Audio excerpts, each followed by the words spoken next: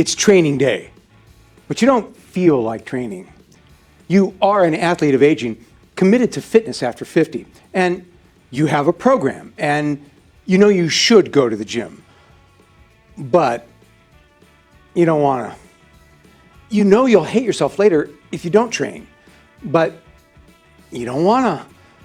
You know that hard work pays off, but you don't want to. You've tried all the usual gym motivation mantras, and you've watched your favorite motivational videos, and it just ain't working. You just don't give a.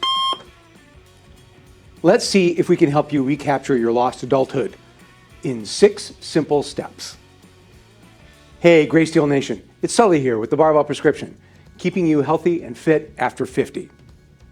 You know that no medicine or lifestyle approach for healthy aging can compare with training for strength with barbells. Your training doesn't just keep you strong, but it also improves your endurance, mobility, balance, and body composition. It strengthens your bones and joints, combats your chronic pain, has positive benefits on your mood and function, decreases systemic inflammation, improves insulin sensitivity, moderates your blood pressure, exerts beneficial impacts on your metabolism, and makes you a more resilient and vibrant and useful and fully actualized human being. One thing it does not do, however, is entertain you. Now, don't get me wrong. Training can be fun, and it usually is fun because barbell training for strength incorporates movement, skill, accomplishment, and metrics of progress that can be very motivating.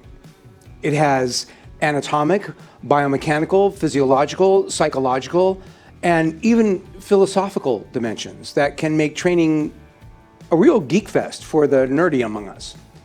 So yeah, training really can be a lot of fun. The point is that it doesn't have to be fun to work. Fun is not required. You can enter how much fun you had in your training log, perhaps using an RPF or rating a perceived fun scale. Knock yourself out, but it won't impact your program. Fun is not a training variable. Fun is like mild training-induced muscle soreness. Fun and soreness may accompany training, but neither of them is necessary for progress, and neither of them is reason to train or not to train. And this means that there will be days when training does not offer the prospect of fun, and you won't want to go to the gym. That obviously will not do. Coping with this crisis is a critical skill for the athlete of aging. So, here's a simple 6-step approach to help you deal with it. It's a protocol that has worked well for me in the past, and which I have used successfully, and I'm ashamed to say, deceptively, with squirrely clients. Now, I'm operating on the assumption that you already know training is good for you, and that simple fact is not enough to compel you to work out today for whatever reason. And I'm also assuming that your lack of enthusiasm doesn't stem from significant illness or injury or prohibition by your doctor, as in after a surgical procedure. You're not coughing up a lung or spraying arterial blood all over the house or recovering from an amputation. It's not like that. You're fine. You can train. So let's see if we can make your medicine go down. We're going to have you do just one thing, and then do just one more thing. Step 1, just take your pre-workout and get your gym bag and gear together. Acknowledge to yourself that you really don't want to train today, and in fact, you may not, but you're going to give yourself the opportunity to train. You may find that taking your favorite pre-workout meal, dressing out, and setting up your gym bag feels like a committed step and will help you through the rest of the process. Step 2, just go to the gym and give yourself permission not to train or to go off program when you get there. You don't have to train. You just have to go to the gym. You can turn right around and go home, but just go. Just showing up in the gym is a power move in many circumstances. Feeling unmotivated, recovering from an illness or injury, coming back from a layoff, you name it. When in doubt, just show up. Step 3, just make an entry in your log. You showed up today. And while you're at it, look through your log and remind yourself of what you've accomplished in the gym so far. Step 4, just do your first 2 warm-up sets. A set with the empty bar, and then your first warm-up loading. Give yourself permission to stop and go home when they're done, if you want to. But remind yourself that these 2 sets are work product. It's not nothing. Step 5, log that stuff. Reevaluate the situation and make a choice. You have 3 options.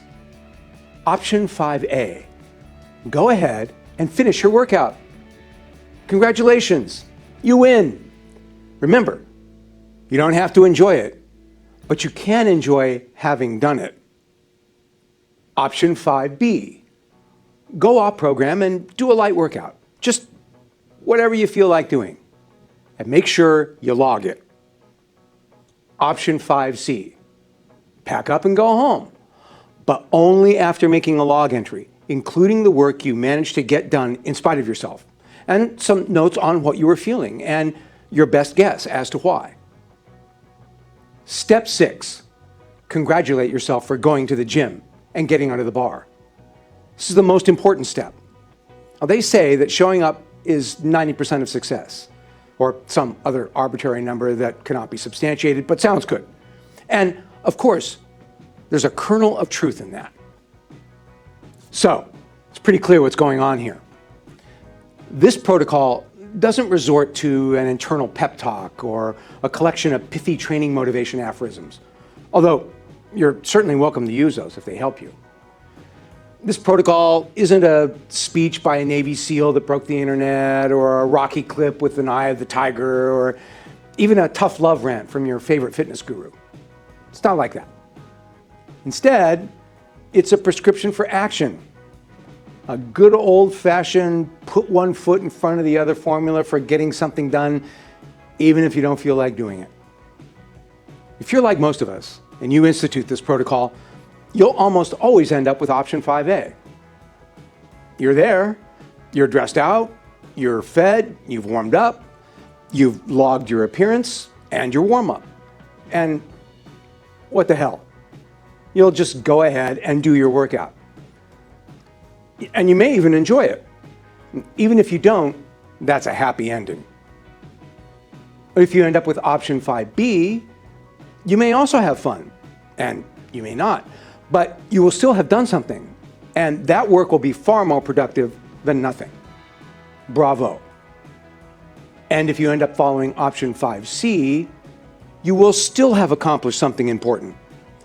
You will have reinforced the habit of going to the gym on schedule and logging your work product. You will have done some light warm-up work and some light mobility work and performed 1 or 2 movement patterns. And you will have shown yourself that you have the minimal discipline necessary to at least show up, which is more than many people would do in the same circumstances. So all of these options were better than nothing. And they were all available to you just because you went to the gym. We're sure some of you already have a coping strategy for days when you just don't feel like training. We'd love to hear about it in the comments. And give us a like if you find our content useful. That helps us out more than you know. Now it's time to sedate that agitated dude in the front row who's raised his quivering arm like Arnold Horshack, because he can't wait to tell us how wrong I am, how giving the athlete any degree of permission to stray off program is going to lead to a catastrophic loss of discipline, backsliding, collapse of the program, hair loss, carbuncles, impotence, despair, and total protonic reversal. So, now that he's chemically restrained and comfortably numb, let's acknowledge that this protocol should only have to be implemented rarely. If you find yourself dreading or loathing training on a regular basis, that's not an indication for this protocol.